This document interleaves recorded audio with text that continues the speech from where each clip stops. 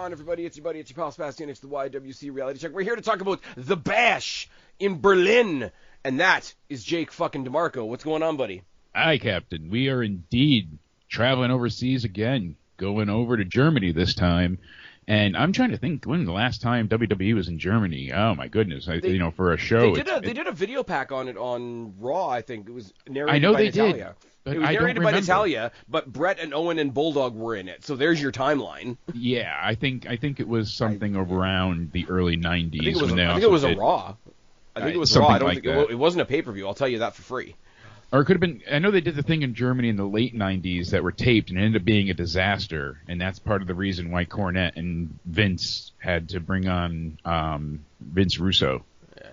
I don't know. So, I'm a horrible historian. I am no Michael Hamflett, so I could have sworn it was wrong. You tell in Germany, me, then and they ended up being awful, and they were taped ahead of time, and then they were going to commentate over them live, and it didn't work out, and it ended up coming off terrible. And Vince was livid, and he blamed Cornette for it, I guess.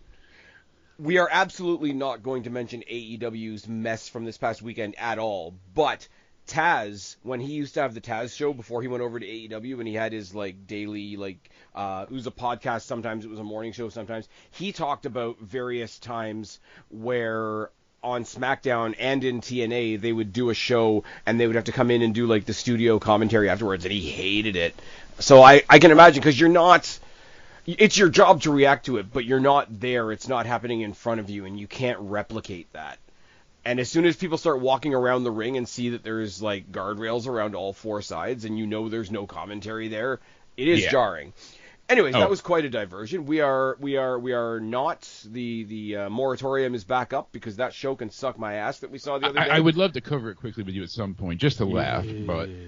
I mean, it really was a drag. They went all the way to the UK for the Elite and everybody associated with the Elite to have a long stroke on their short cocks. Yeah, it was for them to have a holiday, because, they even brought over people like Evil Uno just to have him be attacked backstage. Bucks you know what I mean? won, Jack Perry retained, Mercedes retained, Emo Cowboy stuck himself in the main event. I like the main event ending for the Daniel Bryan sake, but it felt like we've already had this for him, before. It's a been there, done that kind of feeling of him conquering and vanquishing, and there wasn't really a lot of a emotion to that main event either. I mean, it was a very good match, no doubt about it, but I wish he lost, especially knowing, they're going to say tonight what happens with him, and that's why I'm intrigued to see what his future is, but he's hurt. He needs surgery on his spine. What I like that's not going to last long. Nobody is safe from the we're going to do this quick and then we're going to get on to better shit. Exactly. But nobody is safe from the AEW backlash, because now they're coming for Cody Rhodes. Yeah. And they're doing side by side of Cody finishing the story and Daniel Bryan winning it all in. It's well, at least we have Bryan Danielson to show Cody Rhodes how to celebrate properly. He didn't have to go and totally ruin it by bringing his boss out. I'm so people don't do that with Tony Khan? Fuck me. Fuck me! Who worked closer with Dusty before Dusty sadly passed away than Triple H? Yeah. I'm just saying. Anyways, we can't. Moratorium's back up. You know what we're going to do? We're going to, AEW's over there. We're going to build a wall. It's going to be fantastic.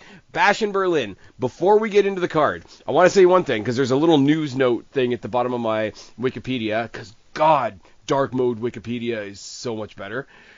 The announcement that Baby Metal is going to be performing live at Bash in Berlin. Oh, really? If that is the group that's doing the overall theme that's been in all the previews, that music is giving me heart palpitations.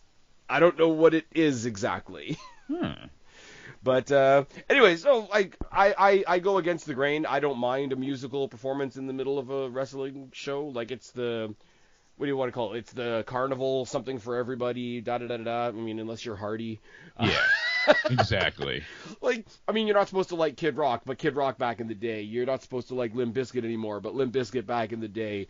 You're not supposed to like anybody anymore, but anybody back. Even stuff that's not my cup of tea, I don't know, MGK, and when they had Flow Rider in there and some of that kind of stuff, Definitely not anything you're going to find on my playlist, but it's pretty hard to have a bad live performance because somebody's there and somebody's got energy for it. Yeah, but and I guess they're filming SmackDown a few hours ahead with all this too, you know? But if their song or if what they're going to perform is the song that they've been using as the theme for the show, I didn't match up the two because it's only a headline here. Yeah. If that's the song that they've been using in the trailers, it's giving me flashbacks of when the people I used to hang out with used to go to raves, and they're like, "Oh, you'll like this music," and it's like, okay, that's caffeine and crack pouring into my ear holes. I mean, it'll be fine. If it's something I'm not familiar with, cool, I'll watch it, and it'll be what it is. The musical acts on NXT are usually quite fun to see. You know, Poppy did really well, and Poppy became the NXT house band for a while. For me personally, nothing's gonna beat Lizzie Hale coming out there and live singing Ember Moon to the ring. Yeah, when Ember Moon was platformed properly. Sorry, Moratorium, the wall is up. It's fantastic. There's been a lot of shit that's been just spectacular on that side of things. So I'm just super biased because I like Lizzie Hale and Hailstorm. I think she's fantastic, and she looks like one of my best friends, so that's, I'm not biased at all. Anyways, let's get into the card, because I'm going to get you out of here at a decent time, because we got to do this again tomorrow for NXT. We do indeed, which again, you look back at this past weekend and the lack of story, this has so much story that NXT is just overflowing with it. I feel like that's the more... Yeah, we're gonna have a lot more to dig into there. Yeah, this is exactly. We said it before we came online. This show is pretty cut and dry, but that doesn't mean it's not going to be good. Predictable is okay. Yeah, it's excitingly predictable. Predictable is okay if what you're predicting is something you want to see, and that goes for anybody. Like, and I'm not even taking a dig. WWE, WCW back in the day. I don't know. I don't care. People watch MLW, people who watch AEW, ROH, NXT, TNA, whatever the case may be. Predictable isn't bad if what you think is going to happen is also what you want to happen. I will say, if I can take a minute to advertise ourselves, by the time you guys are hearing this on your feeds, you will have already seen my solo preview for Emergence, proving once again why I desperately need a co-host.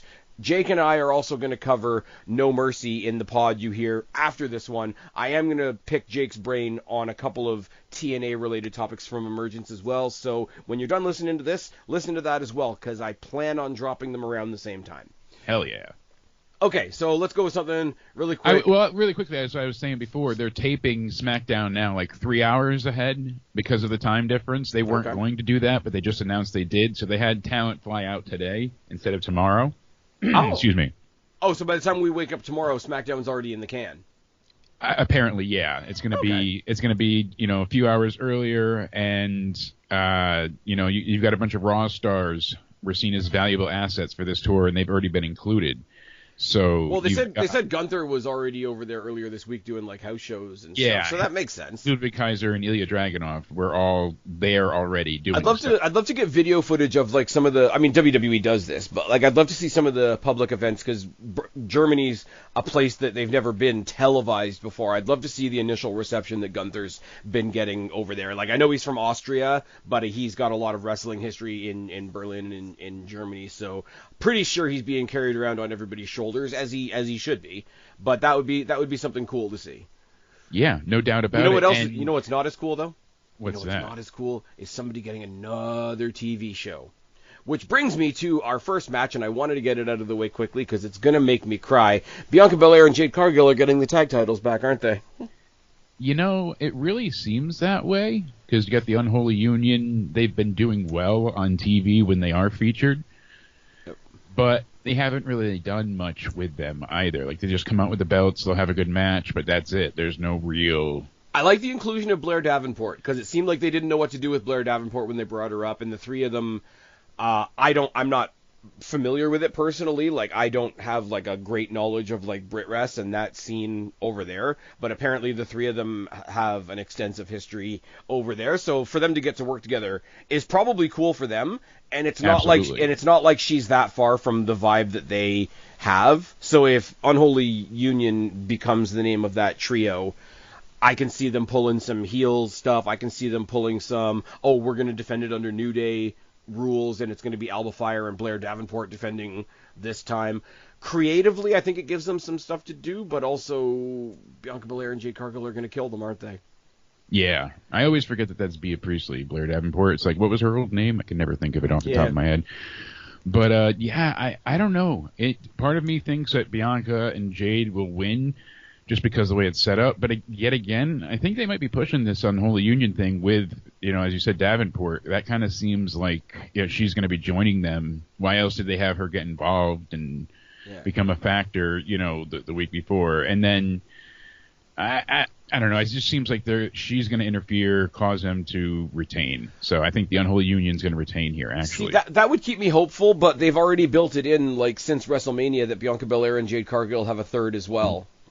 And on an even playing field, I don't think they're going to have the big three look weak against anybody. Well, here's what I think it'll turn into, though. It'll be a 3-on-3 match at the next PLE. At Bad Blood? Yeah. I wouldn't mind that, actually. So I think that's what they're going to go into. I think they're going to have Naomi join them and then do 3-on-3 rather than turn it into Jade and Bianca splitting and turning on each other. I think that's a bit. But if that's the case, though, this would be a bit of a hot potato. Then I want some other team. I want Damage Control, or I want.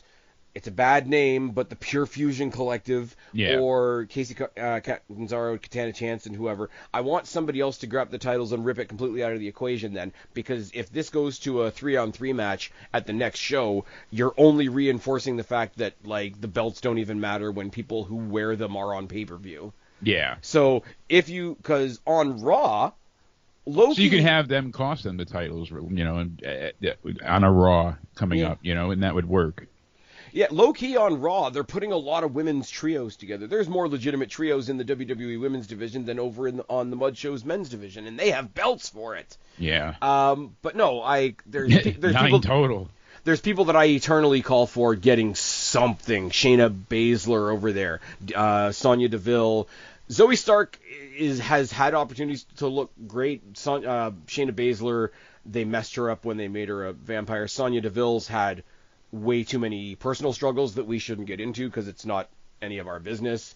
But I mean, Damage Control is down to only having 2 members at the moment. So if they're going to be down to 2 rather than a faction just being a tag team, throw those belts on Io Sky and Kairi Sane. Side note, question for you. What is Dakota Kai done? Like wrestling?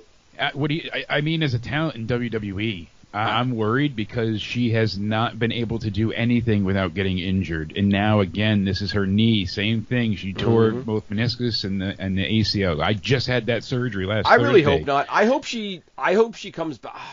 I love Dakota Kai. I really do. Babyface Dakota Kai in NXT and how vicious she was with her heel turn. Yeah. That was one of my favorite moments. I don't think when she comes back she'll end up ever having a long run, sadly. But I hope she gets something. If she has to hang him up soon, I hope she gets something before that happens. There's just a very decent amount of talk of her being essentially damaged goods, and that's kind of what the Internet Collective is saying. And not only is it a negative either, but it is a point proven. Every time she gets any momentum and starts going, she's hurt and out for 9 months.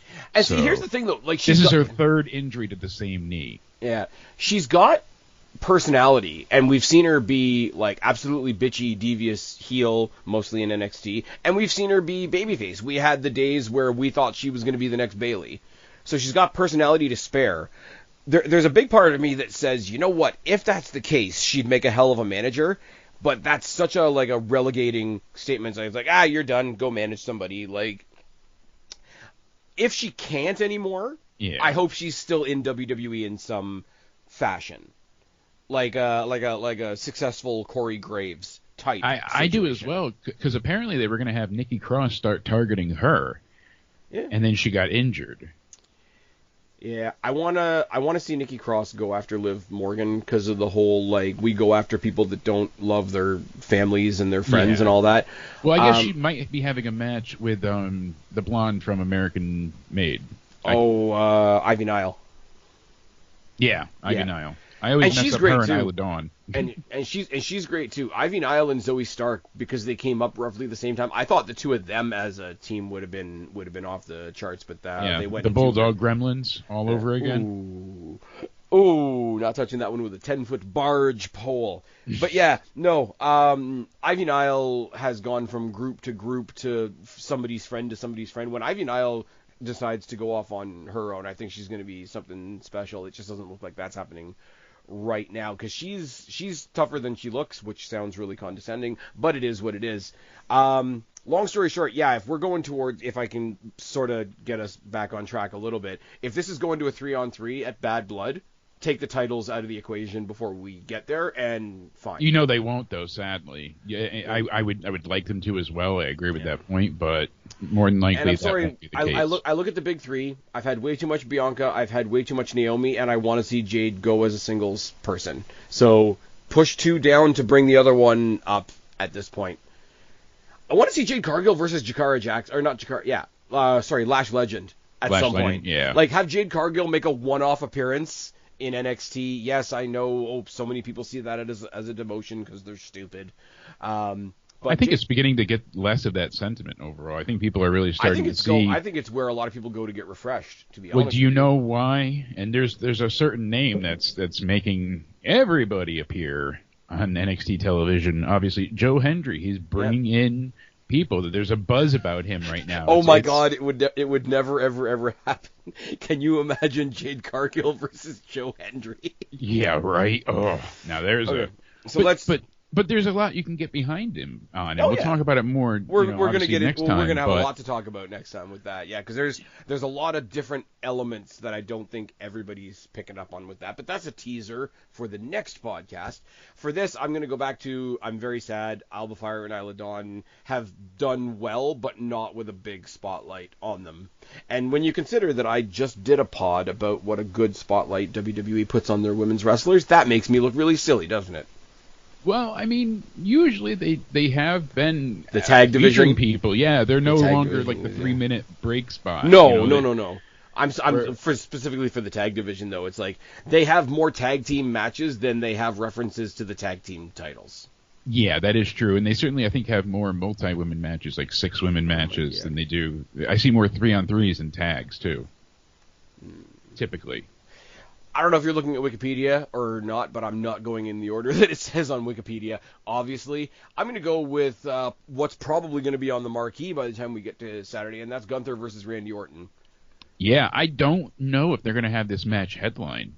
I don't know if it's going to headline, but it's the selling point. Like, it's Rhea Ripley in Australia. Exactly. Gunther better be the main event, and Randy Orton can play heel for Gunther's face. Because it's, again, bizarre world, just like Hogan in Canada.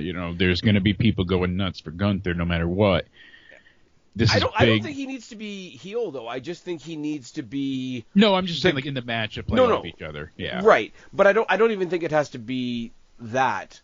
Because he's come out and said, hey, King of the Ring, I didn't quite get the fair shake there. And Gunther's like, hey, you want a shot? Come on, come get it. So I think Gunther's going to be cheered as a babyface, but I think if they both go in there with just big cocky chips on their shoulders, that's the way to go. And it's wild to say this because, like, look at the transformation Gunther has had since coming up from, the UK, but since he left NXT and whatever. Like, the guy's cut, the guy's in the best shape of his life. I kind of wish it was bigger, thicker Gunther going after Randy Orton, though, because just on a visual, they look more equal than they should.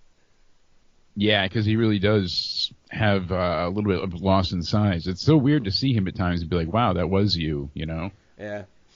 Oh, if you see some of the indie stuff, it's absolutely insane. Like, kudos for him. I'm not putting him down for it or anything.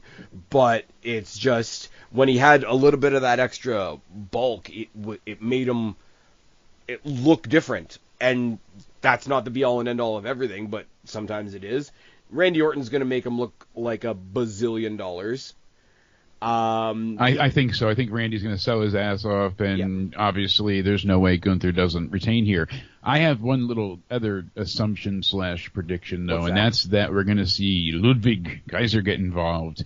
And I think he's going to help Gunther win, and that's going to piss Gunther off, and that's how they're going to start to feud soon. Because I think they're going to slowly, give us that point where they go against each other, and then have that be a focal point. All right, you had me in the first half there, but I'm going to go with a slightly different result because he's not technically on the card, but there's one match that everybody wants, and we haven't gotten it yet. They've only hinted at it backstage. If Randy Orton is getting double-teamed because Gunther has, Ludwig by his side and whatever, typically these days, because he's a tag team partner, typically you would expect help from Kevin Owens. Kevin Owens has his own stuff to deal with that night. Who could possibly come and help Randy Orton? Who could possibly have a fantastic match with Gunther? I think you have not an interference, but definitely a stare down with Gunther and Ilya, because Gunther and Ilya would be a great match for Bad Blood. Absolutely. And I think they can still start that point with Ludwig getting involved and, something like that. I think because he keeps saying he wants more, he's trying to build up, and he's being less subservient. So I'm curious to see, but I don't know though, because he's still got his thing going with Sheamus. He's got himself involved in the Intercontinental. I don't think it's going to happen anytime soon. I think it's going to be the start of it, though. It might be a slow burn to it. I think his thing is just going to be a casual, one day Gunther's going to come out and things just not going to be with him. Because it looks like he's going and sort of developing his own character. He's making his own feuds, separate from Gunther. He's getting himself into the Intercontinental title mix. I like what they're doing with the Intercontinental Championship, because it's not a straight-up tournament. It's 4 triple threat matches to get into a fatal 4-way to get the next title shot. Yeah. Which I think... It's still a tournament, but it's a nice twist on a tournament. You can tell some stories. You can tell stories between the people that don't make it the whole way. Yep. And on top of that, I mean, you also go ahead and give people a reason to tune in past the tournament as well, because you're saying, well, 2 weeks on Raw, this is what's happening. Yeah. We're going to have that fatal 4-way. So at least that's coming as well. You've heard it. You know it. Yeah, and this just adds to the excitement. We talked about this with the Wyatt Six a while ago. This is the thing that Triple H is making sort of a staple of the way that he books. There's always something intentionally left off the card so that you have a Monday morning or a Monday night to look forward to. There's no Intercontinental Championship match on this card. Which means there's no Braun Breaker on this card, which basically takes a whole section of people. And you've kind of got this idea of who the Intercontinental title division is. It's a bunch of gigantic guys and The Miz and Jey Uso. Yeah, exactly. But we can talk here, and we are, about all the cool matches that are going to happen on Berlin. And I can end this podcast with, and look what we have to look forward to on Monday. Yeah. That should have been that's the why idea. they saved the Wyatt Six. That's why they say, they're giving people reasons to tune in again, and that's very smart. SummerSlam, that was a flex, though, because SummerSlam was loaded, and we have more than that. Now we're back to the 5-match card, which for the international shows seems to be working for them pretty well. For all we know, something could get added on SmackDown. Roddy Raw. But it usually is about 3 hours, Yes. Get in, get out, get done. Here's the show. We're going to give you some awesome shit. We're going to tell you all the stories you want to hear. And we've left a little something for tomorrow night, or exactly. two nights from now, is as the new pattern. I think creatively, it doesn't all go to Triple H. It goes to their writers, their creative team, the wrestlers that are putting themselves in it as well. But it's a huge creative flex that they don't have to throw everything they have on a card. Oh, absolutely. To get you to have buy it still be good. The show. Yeah. I'm going with Gunther because it's obvious. There's that 1% of me that's because they've gone out of their way to say, if Orton wins, he's moving to Raw. He's got the title. Gunther will not only not have the championship anymore, but he will automatically be a member of SmackDown. I don't think they've ever come out and said that as deliberately, so it's got that 1% of doubt. I mean, Randy Orton. But I think that's why they're doing it. Randy Orton would get booed out of the building, but it's like a mini 1-for-1 draft. And whether people like the moves or not, moves always get people talking. We're going towards Survivor Series up here in Canada, even though it's on the wrong side of Canada.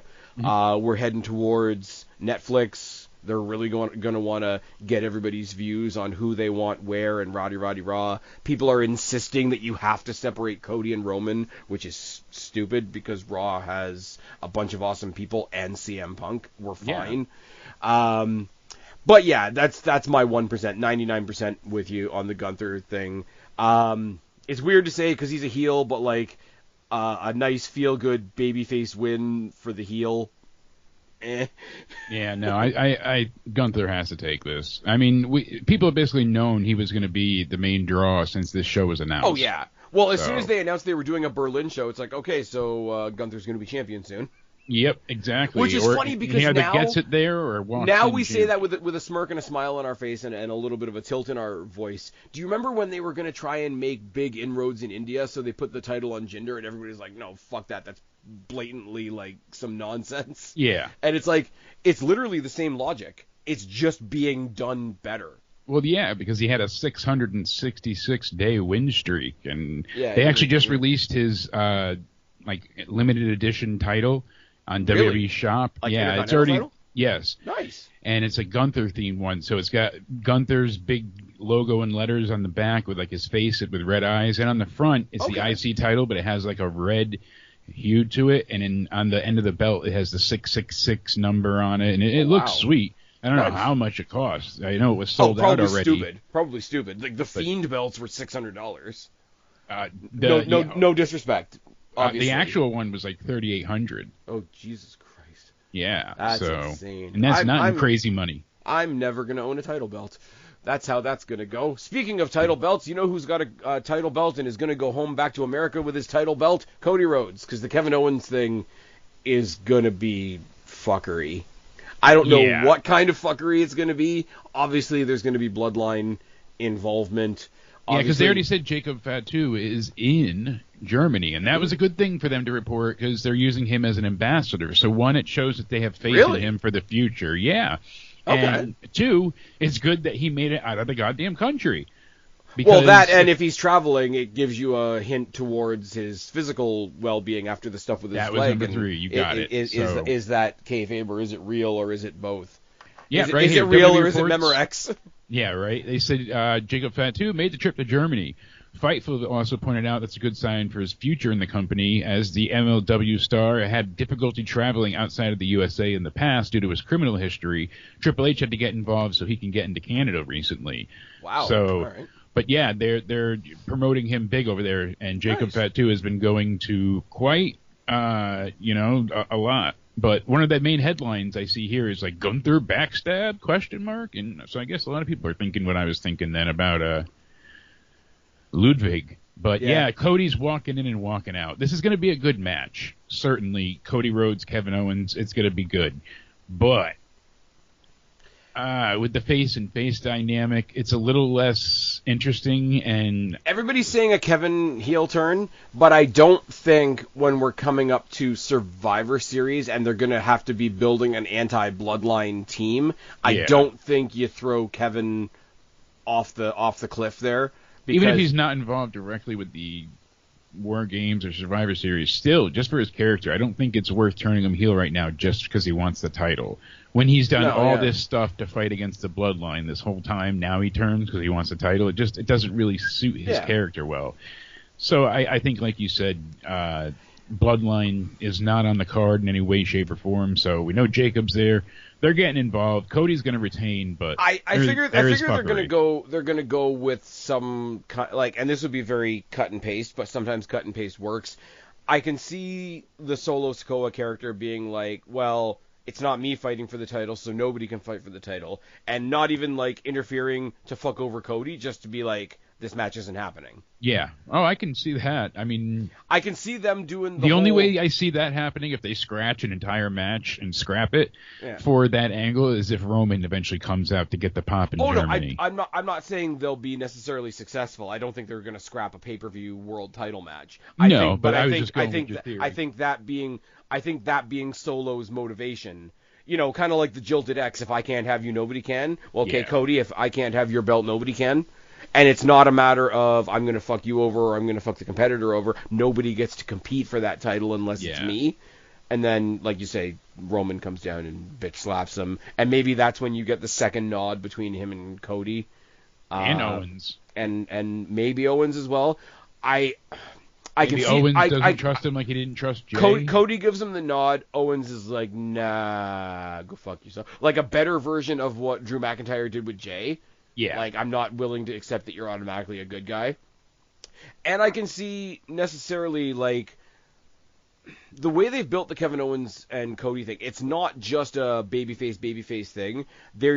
They've left a door open for Kevin Owens to be resentful of Cody Rhodes, because Kevin Owens wants to do everything the right way, wants to earn it, wants to do whatever. They could play a story where he thinks Cody just giving him a title shot is a little condescending.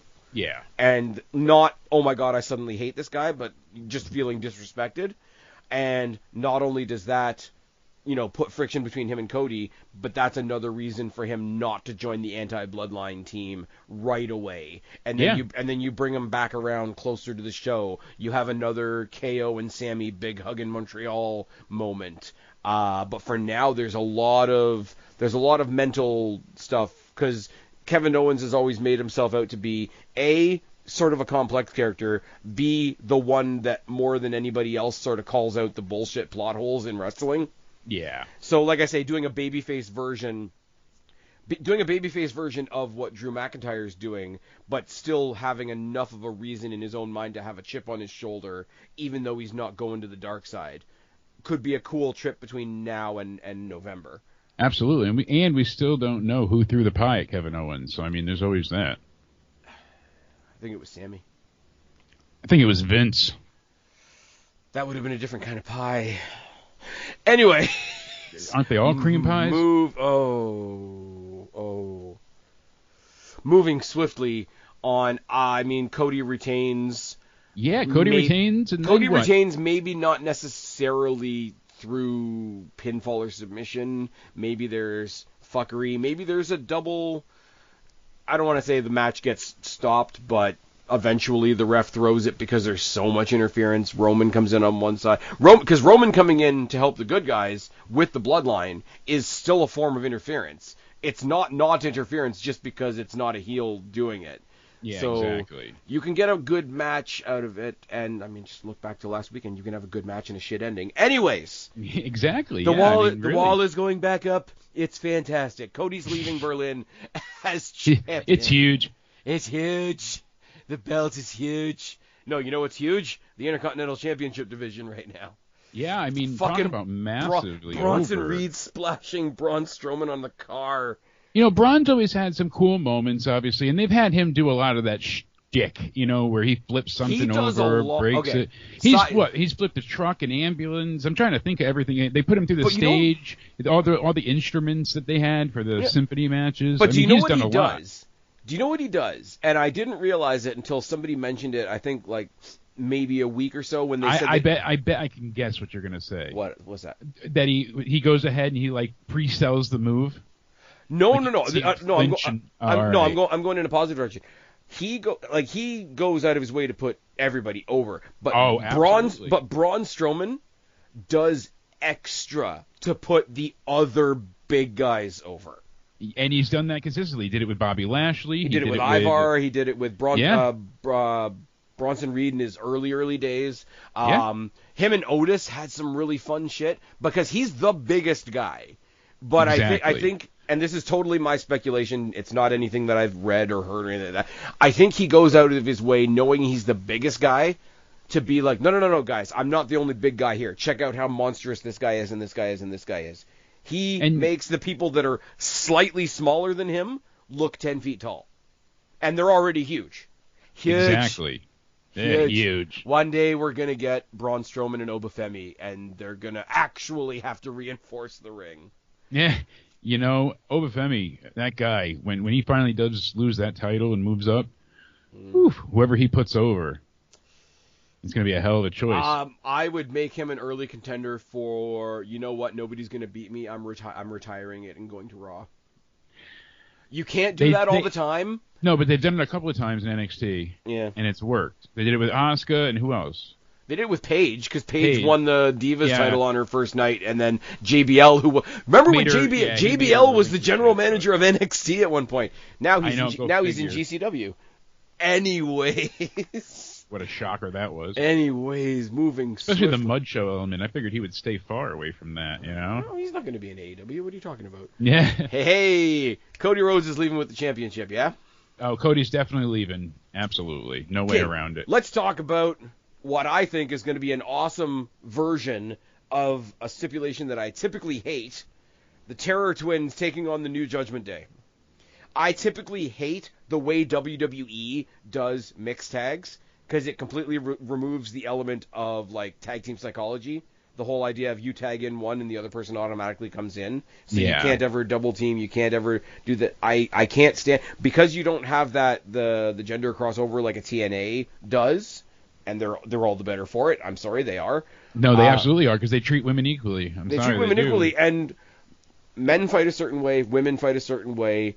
Men fighting women is a third certain way. There is a separate style. Watch Zack Ryder and Jordan Grace. Yeah, I was never a fan of Rhea Ripley being able to hit people and look so dominant, or Nia Jax, you know, and no one can touch them back. But this is the thing, she got an RKO. That was great, but it's not anybody specific. Like, every woman on that roster that's even close to being, like, considered a main event type is untouchable. Person. No, has hit some kind of move on a dude. That's what I'm saying, and they can't be hit back. Look at what Becky... Okay, and I mean, James Ellsworth is married to an internet friend of mine, so I don't want to say anything bad about James Ellsworth, but look at the James Ellsworth-Becky Lynch thing. Look at the Reggie-Sasha Banks stuff. Look at, I mean, Stephanie McMahon and anybody. But, like... This whole idea, I mean, even when Zelina Vega was managing Andrade in NXT, she would always get involved in the match. She would always snap off a head scissor on somebody. But you think Johnny Gargano's putting the Gargano escape on Zelina Vega? First of all, he'd snap her in half. One of the few people that's actually bigger or smaller than him. But anyway, exactly. But it's this whole, like, I don't want to get on a pulpit today because we don't have time, but it's the whole, like, reverse sexism thing. And we know the women train with the men anyway. And it's fake. Fuck off. Like, I'm sorry. And I'm not advocating for, like, Alexa Bliss to take an F5 either. Like, you have to do it within reason. Yeah, you don't want, like I said, you don't want to be Austin beating the shit out of Lita with a chair and stunning her and killing her. But you also can't have, like, I hated when, especially, like, Stephanie McMahon would slap the shit out of people, that kind of thing. So I mean, Stephanie McMahon is a bad example because she wasn't in matches with guys other than her dad, which was... That's a bad time. Yeah. But, like, it's like, oh, well, you wouldn't want to see Zelina Vega take on Braun Strowman. No, I wouldn't. But I don't necessarily have Javon Evans versus Braun Strowman on the top of my list either for the same reason. Would I put, like, I don't know, who's somebody that's fucking built to shit? Like, take a Cesaro. Would I do Cesaro versus Rhea Ripley? Fuck yeah. Absolutely. Fuck yeah. Would I do Otis versus Nia Jax because I'm an asshole? Yes. But that would also be it would also be a lot of, and to be fair, Nia Jax has gotten in and done some of the men's Rumble stuff, and she ate a couple of things here and there. The best thing ever was, or not one of the best things ever, but I popped for it. Friggin', what's his name? He's actually doing a really good job right now. Baron Corbin hitting the deep six on Becky Lynch. Yeah. And it just went, and we went on with our day. I think he was tag teaming with Lacey Evans at the time. But yeah, he was. And it was, right about that time where Seth was face and doing terrible, so. Doing couple stuff. I like both of them. It's weird that they're a couple and they have zero chemistry as a tag team. Yeah. That's awkward. And I'm saying that with a laugh on my face. Because we're fans of both of them, but like, how does Lacey Evans and Baron Corbin have better chemistry than you two? You guys literally did chemistry. You have a kid and such. Exactly. I thought biology, you're supposed to. Biology, chemistry. It's all the above. Can't mention biology on YouTube. I'll get kicked off of YouTube. Anyways, moving swiftly on. This is going to be a lot of fun. And I mean, this whole match exists for Rhea Ripley to beat the shit out of Dominic. So our entire previous conversation doesn't matter. I'll tell you something. As fun as this is going to be, and as much as, I'm sorry, this is tied for the main event for me, there's a little tiny piece of it that doesn't make sense. Okay. There's a little tiny piece because the two turns happened at SummerSlam. Yeah. Damian Priest got fucked. Rhea Ripley got fucked, right? Yeah. Here's the problem. Rhea has feud with both Dom and Liv because that was her betrayal, right? Yeah. Damian got turned on by Finn. So Finn not being in the match makes it feel like Damian's coming in and saying, I'm going to help Rhea fight her battles for now, and I'll handle my shit later. Now, which is cool, because they're showing them as being, like, really tight, supportive friends and whatever, so it's not out of character for him to do that, but it seems like his own rivalry got put on the shelf, and he's helping her with hers. Now, they could play up on that after the fact. They could literally have him come out on Monday Night Raw after they win, because, spoiler alert, I think they're winning, and say, hey, Finn, don't think I was, forgetting about you or something like that. And then my whole problem is, like, immediately wiped right there, right? But it seems it's a little, like they had two turns on SummerSlam, and it feels like we're addressing one of them at the moment. Doesn't make me any less looking forward to the match. I think the match is going to be a shitload of fun. Match is going to be a great deal of fun, especially with Dom involved.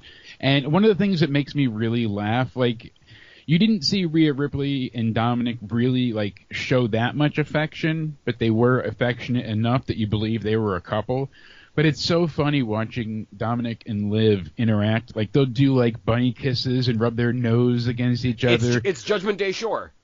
Well, because they're both married is what I'm saying. Yeah. Dom just got married, and I thought Liv is married. She's with somebody. We did this on another podcast. The idiots on Twitter that are trying to, like, cancel WWE because WWE, their words, not mine, WWE is bullying Dominic's wife by having him work with female characters on screen. Fuck off, man. But in here, they're being so respectful to his wife. If you really pay attention to it, like when Liv does her little like sexy shake and everything, it's never towards him. She does it towards the audience. She's not sitting there like, So it's almost non-believable in a way, but it still is a funny story. And a couple of turns they're overplaying it. They're making it almost campy. And that makes it obnoxious because I don't think you and I have had a chance to talk about this. There was a thought for like a day until the whole audience said, no, don't do that, fuck that, of renaming the new Judgment Day to Street Trash. Yeah. And I'm like, I'm 50-50 because that would have been really good. That would have been just like, you guys all think we're assholes and we're embracing it.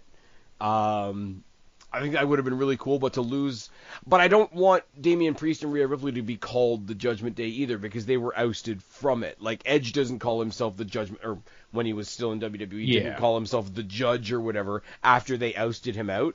So the Terror Twins thing seems like a joke between the two of them that somebody made into an actual title. And they just haven't stopped yet, yeah. Damian Priest and Rhea Ripley. I forget who it was. I think it was the guys from Wrestling for Life Network that were doing a watch along or whatever. And it's just like the Monday after SummerSlam. Do you think that Damian Priest, Rhea Ripley, walking out because they're both giants, like arm in arm, shoulder to shoulder, looking at the crowd, being like, "This is fucking awesome." Oh yeah. Because they're over as shit. And they're just having fun. Like, they're over as shit, and they haven't done anything yet. Rhea is more over now in the fact that she was denied getting her title back. Damian Priest is more over now than when he carried the title. It's fucking ridiculous. And it just gets better and better. Yeah. I'm telling you. And everyone's like, oh, they're so cringe since they left the Judgment Day. It's like, no. You clearly have somebody else's initials on your T-shirt. Yeah, you have missed something. And the thing is, though, because it's fun and because it's ridiculous and because it's like, it's a totally different split than what the Bloodline is doing, because the Bloodline always has a more serious tint to it. Honestly, because one way or another this is going to Bad Blood anyway, I don't care who wins. And I say that in the most positive way possible. At Bad Blood, I would say do the Finn Priest match there, and do the Liv and Rhea title rematch there, but I don't care, because also Finn and JD need to defend the titles eventually. At some point. There's a rumor, because remember before before Judgment Day split, there was the whole thing with Jey Uso, like, sort of kind of messing with Dom and saying he was going to go hit on Ripley now that she's single. If there's nothing going on with Sami Zayn, people aren't going to agree with me on this one, which is fine. I think the trio of Rhea Ripley, Damian Priest, and Jey Uso walking out with tag gold and women's title is really interesting. I'm not saying that like they become like an actual trio. They don't become the Terror Triplets. Yeah, nothing you're like not. that. You're not the Judgment 3. You're not Yeet Day. No, it's not. No, it's not Yeet Day. Okay, I kind of want that to happen. I'm not gonna lie, but no, the idea, even like for a month, like, you know, Jay had his little mini run with Cody, right? If Jay had a little mini run with Rhea and Priest as like, I was fighting against you guys at one point. Now the good guys have come out. Now we're just gonna get rid of the scraps as a warm up for what he's eventually gonna do with the Bloodline in November. Like, there's a lot of synergy there. And with how over the three of them are, if you put Damian Priest, Rhea Ripley, and Jey Uso in the ring at the same time, don't do it in a building with a roof. Oh, yeah, absolutely. You're not wrong about that. Just don't do it in a building with a roof. And if they lose, you definitely have to go with Judgment Day versus the Wyatt Six for the whole, you turned on your family, blah, blah, blah, we don't like that.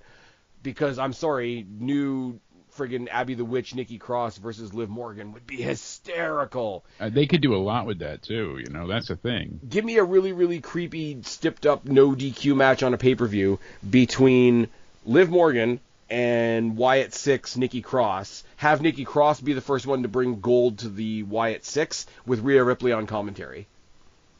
That would be Rhea Ripley could fun as hell, impressive, and enjoyable. So Rhea Ripley could be Lady CM Punk on commentary. And yes, I'm aware of the high bar that I just set out there. And that's not even including if we, say, get, you know, a certain somebody's... That's really not a high bar, though, because she's proven herself. I mean, it's a high bar, but I'm saying it's not something she can accomplish because she's proven herself before. So it's no, not that's like what I'm saying. It is a high bar, and I think she meets it.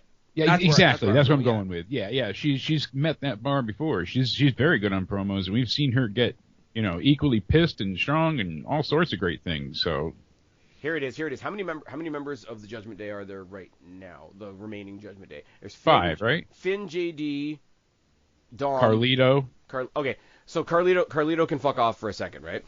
Because he's only they count him, but yeah, they count him or whatever. But say he gets written off or something like that. Here's your 4-on-4.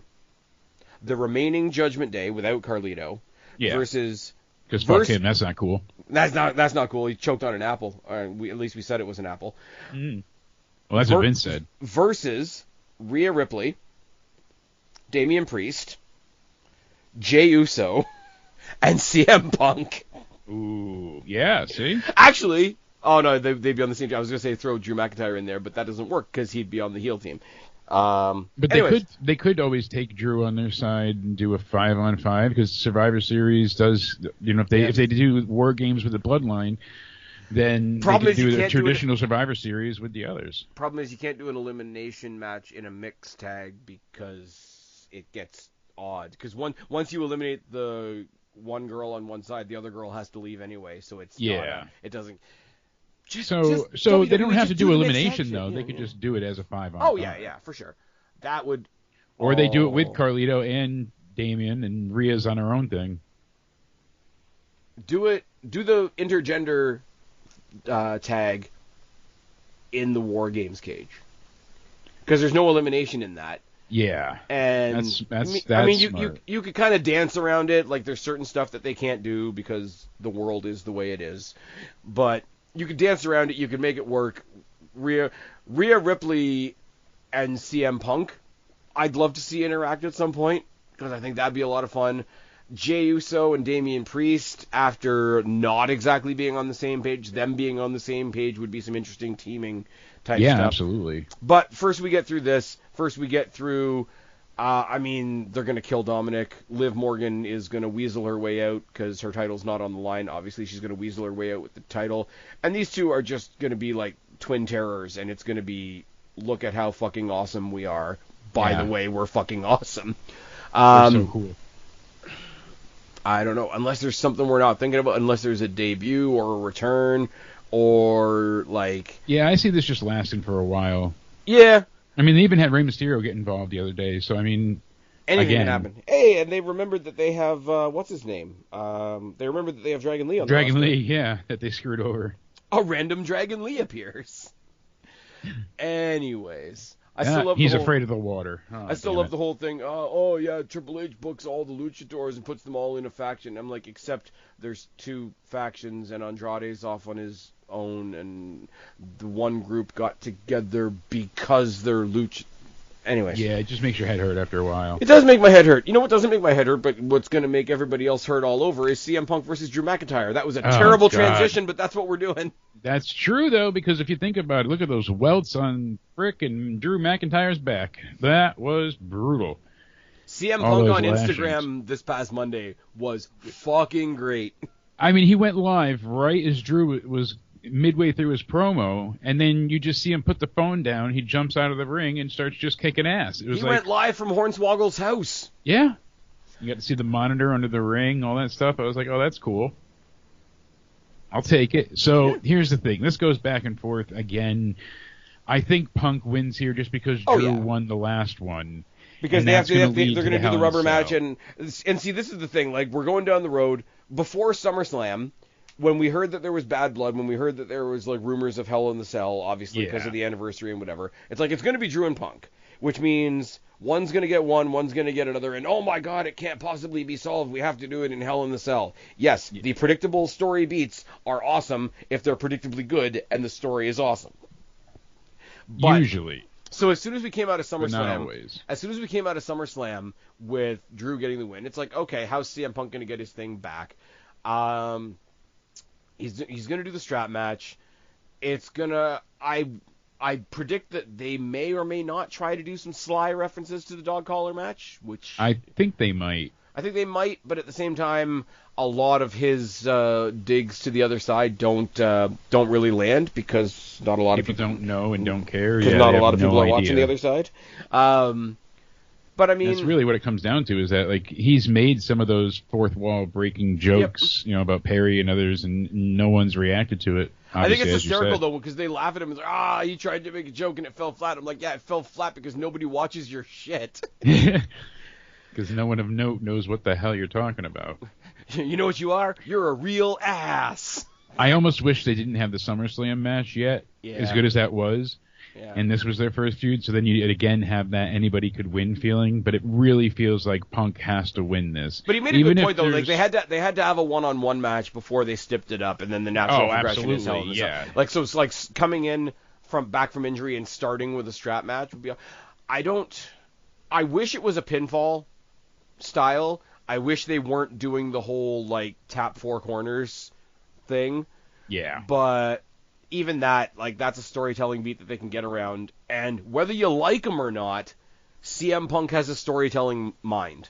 And that's not to put any shade on Drew McIntyre, because Drew McIntyre's been amazing. Drew McIntyre's been awesome in this story. He's just got the misfortune of being in this story with CM Punk. Exactly, and that's like, oh crap, wrong place, wrong. No, but he's held his own, thankfully, and he's been really entertaining. Like here's the prediction: CM Punk wins here. CM Punk wins at Hell in the Cell. They call it a day. He gets his bracelet back. Maybe AJ makes her return. AJ kicks Drew McIntyre in the dick. Everybody goes home happy. After this, I really hope that Drew McIntyre somehow becomes the next contender for Gunther, because that'll be fantastic. All of us are kind of hoping that, because goddamn the matches we'll get out of that. And not to suck it back into triple threat territory like with Sheamus the other day, but like if you get Gunther, Drew McIntyre, Ilya Dragunov, there's no way that's a bad match. Yeah, absolutely. And also, there's no way that people don't get legitimately hurt in that match as well. And people have been, responding and excited for Ilya, so that's good. I'm glad that he's getting that type of response at the live shows, that people are really digging and enjoying him. So I think there's a mix, though, because I think during COVID, everything spread around a lot faster, no pun intended. So whenever something good happened, it was able to fly around the internet a lot faster because everybody was at home and wanted something to do. And it so went even viral. Even if you didn't see the Walter Dragunov match in NXT UK in the empty BT Sports studio, that was like the most aggressive. That was literally the most DQ, violently the most violent match. Not no DQ match. I think that's exactly with no garbage, no weapons. The most violent match without weapons I've ever seen. Absolutely. Yeah, I think even people that haven't seen it have heard about it. So even if they haven't seen it, they've created what that match looks like in their mind, and then maybe they caught a bit of Dragunov in NXT, saw how crazy he was with people that aren't like him. Yeah, exactly. So now you put him up against Gunther, and it's just... But again, like, I go back to what I said earlier, like, back then he was going up against bigger Gunther, and Gunther's smaller now, and that's a progress thing. That's the thing. I'm tipping my cap to him. I'm tipping my cap to him, but the story of the size difference... That changes the scales, literally. But the story of the pun intended. Well, yeah. But the story of the size difference won't be as strong this time around because Ilya's bulked up a little bit. Gunther's done down a little bit. But Gunther still has a way of making himself feel 10 feet tall. Yes. So we're going to get to that eventually. And, oh my God, I know he eventually wants to go back and get the IC title because he never had it. But imagine if we're just going to talk about people killing people, Gunther, Drew McIntyre, Sheamus, Ilya Dragunov. That. Give me Braun Breaker and one other body and make that Elimination Chamber next year. Yeah. Who's your sixth? Damn. There it is. Who's my sixth? Bronson Reed. Ooh. Bronson Reed off the pod. That's what I was going to say before, and we got distracted really quick. Out of all of the stunts that Braun Strowman has done, him getting squashed on a freaking car roof this week was one of my favorites. Like, well, this is the thing, and it's something that he let be done to him because he's putting over the big guys. And he went ahead and even like he did like the pre-sell of like tensing up before he lands on him, like fuck, this is gonna hurt. Well, that's a psychological sell before the physical sell. That can work.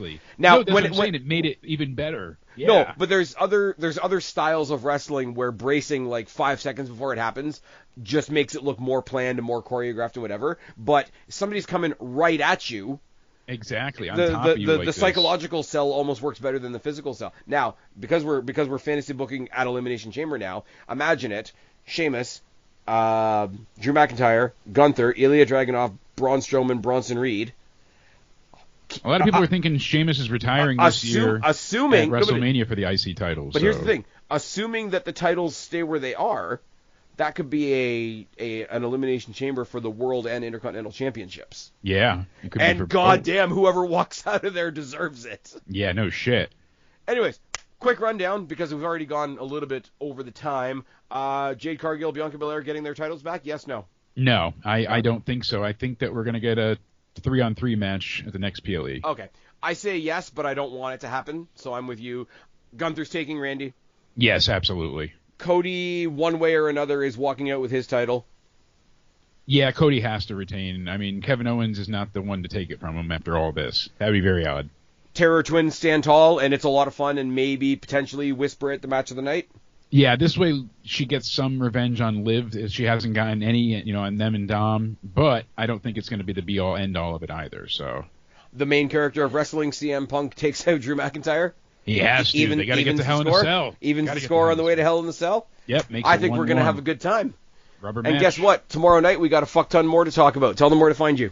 Yeah, you can find me here on the Spaz Phoenix channel or on the Joe Cronin Show for Out of Nowhere Live. You guys can go ahead and check that out, Joe Cronin Show on YouTube. And you can hit me up on Twitter. I can still get responses done in the DMs. Hey! So you can DM. I can respond, You can slide into the DMs. That's right. Making progress. All right, but you can't tweet yet.